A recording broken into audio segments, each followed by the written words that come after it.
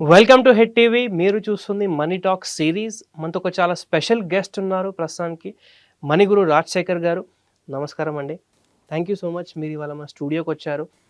చాలా important topics మీద మనం ఇవాళ మాట్లాడబోతున్నాము, అది కూడా మీరు స్వయంగా రాసిన ఒక పుస్తకంలోనే అనమాట.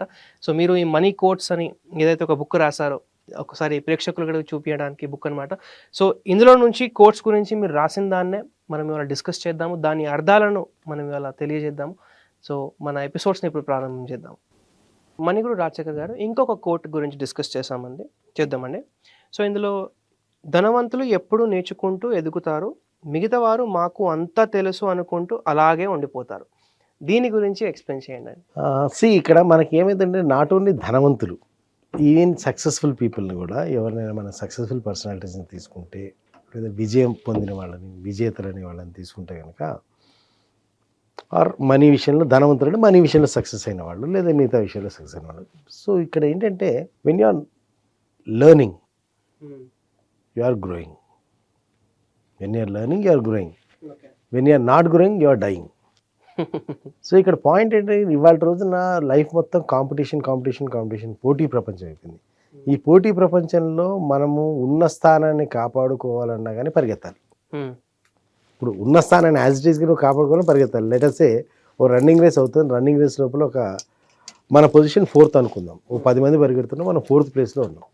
ఈ 4th ప్లేస్ యాజ్ ఇట్ ఈస్గా మనం మెయింటైన్ చేయాలన్నా మిగిలిన 6 మెంబర్స్ కంటే మనం ఫాస్ట్ ఉండాలి. అవును, మిగిలిన 6 మెంబర్స్ కంటే ఫాస్ట్ పరిగెడతా అంటే ఈ టెంపో మెయింటైన్ చేస్తూ వెళ్ళాలి. So you have to keep on ఆ టెంపో మెయింటైన్ చేస్తూ వెళ్తే కానీ నీ 4th ప్లేస్ నీకు ఉండదు. అలా కాకుండా కొంచెం ఒక ఫ్రాక్షన్ ఆఫ్ సెకండ్ అట్లా జస్ట్ అట్లా రిలాక్స్ అయ్యామనుకోండి, you will be drop to 10th place. Correct. మిగతా టక్ దాటి వెళ్ళిపోతారు, ముందుకు వెళ్ళిపోతారు. సో ఇటువంటిది పోటీ ప్రపంచం. ఈ పోటీ ప్రపంచం లోపల ఏంటంటే, మీరు కనుక చూస్తే ఒక ఎస్టర్ జనరేషన్ నుంచి, అంటే గత తరం నుంచి ఈ తరం దాకా చూసినా, లేకపోతే ఇప్పుడు ప్రస్తుతం నడుస్తున్న తరంలో చూసినా, మనీ అనేది లేదా కెరీర్స్ అనేవి, సొసైటీ అనేది చాలా ఫాస్ట్ అయిపోయింది. టెక్నాలజీ అనేది ప్రతి రంగంలో వచ్చింది. ఇప్పుడైతే ఇంకా ఏఐ కూడా వచ్చేసింది, ఆర్టిఫిషియల్ ఇంటెలిజెన్స్ కూడా వచ్చింది. సో ఇక్కడ ఏమవుతుందంటే, థింగ్స్ ఆర్ చేంజింగ్ ర్యాపిడ్లీ, చాలా ర్యాపిడ్గా చేంజ్ అవుతున్నాయి. ఈ చాలా ర్యాపిడ్గా చేంజ్ అవుతున్నప్పుడు మనం అప్డేట్ కాలేదనుకోండి, మనం మన లైఫ్లో అవుట్డేట్ అయిపోతాం. సో ఈ విషయాన్ని, ఈ అప్డేటింగ్ అనేది అవసరం మనకి. ఈ అప్డేటింగ్ అనేది కంపల్సరీగా మనం చేస్తేనే మనం లైన్లో ఉండగలుగుతాం, లేదా అవుట్డేట్ అయిపోతాం మనం అన్న సంగతి గమనించుతారు లేదా గుర్తిస్తారు. కాబట్టి అవసరాన్ని గుర్తిస్తారు. కాబట్టి ఈ సక్సెస్ఫుల్ పీపుల్ కానీ, రిచ్ పీపుల్ కానీ, they always try to learn.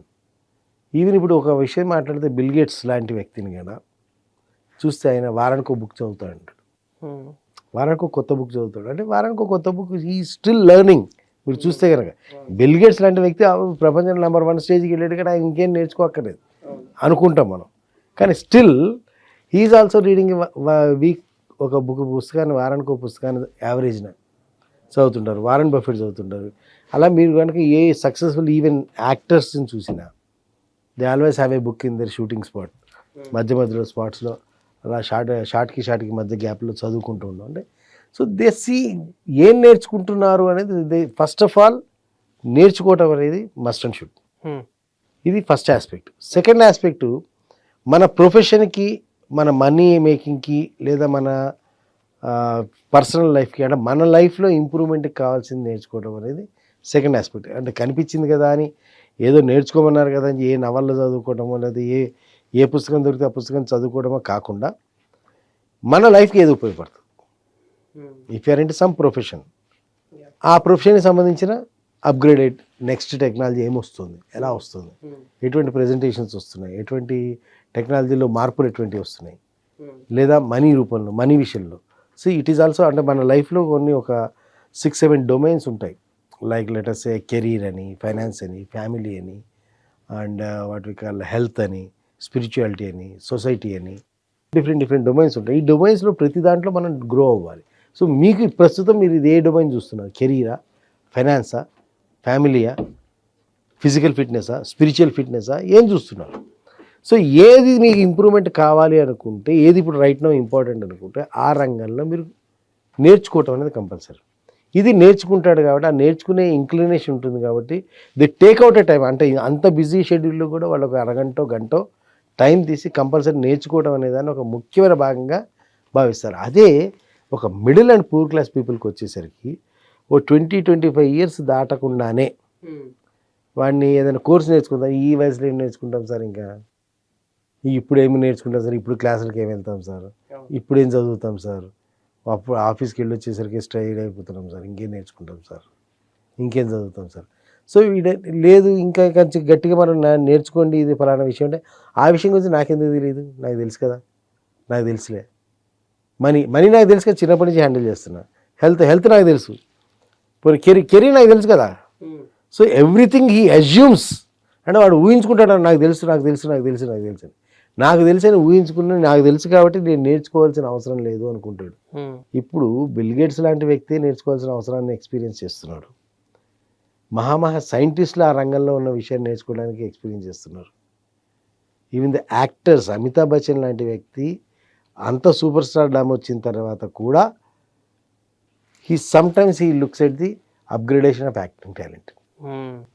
So అంటే అమితాబ్ బచ్చన్ అనే ఐకాన్ యాక్టింగ్కి, అటువంటి వ్యక్తి కూడా నెక్స్ట్ లెవెల్లో ఇంకేమన్నా ఉందా నేర్చుకోవడానికి అని చెప్పి ఎక్స్పెక్ట్ చేస్తున్న టైంలో ఈ బచ్చాగాడు వచ్చి నాకు అంతా తెలుసు అంటే, so this is why that is the major difference అంటే రిచ్ అండ్ సక్సెస్ఫుల్ పీపుల్కి పూర్ అండ్ మిడిల్ క్లాస్ వాళ్ళకి మేజర్ డిఫరెన్స్ ఏంటంటే they learn by which they earn. Learning ద్వారా వాళ్ళ లెర్నింగ్ పెరుగుతుంది, వీళ్ళు లెర్నింగ్ లేదు కాబట్టి వీళ్ళు లెర్నింగ్ పెరగదు, వాళ్ళు అక్కడే ధనవంతులు అవుతుంటారు, వీడు ఇక్కడే ఉండిపోతుంటాడు. That is the point. So చాలా బాగా ఎక్స్ప్లెనేషన్ ఇచ్చారండి. అంటే నిజంగానే మనీ టాపిక్ గురించి మనం రోజు ఇంట్లో కాకుండా ఫ్రెండ్స్ దగ్గర, కొలీగ్స్ దగ్గర, ఏదైనా ఒక ఎక్స్పర్ట్ దగ్గర వెళ్ళి అడ్వైస్ తీసుకోవాలనేది చాలా ఇంపార్టెంట్ అని తెలియజేశారు. నిజంగానే చాలా మంచి ఇన్ఫర్మేషన్ తెలియజేశారు రాజశేఖర్ గారు. Thank you so much. ఇలానే ఇంకా ముందు ఎపిసోడ్స్లో ఇలాంటి కోట్స్కి మనం ఇంకా ఇన్ఫర్మేషన్, నాలెడ్జ్ అనేది చూద్దాము. సో థ్యాంక్ యూ మణిగురు రాజశేఖర్ గారు for being on our show. Thank you so much.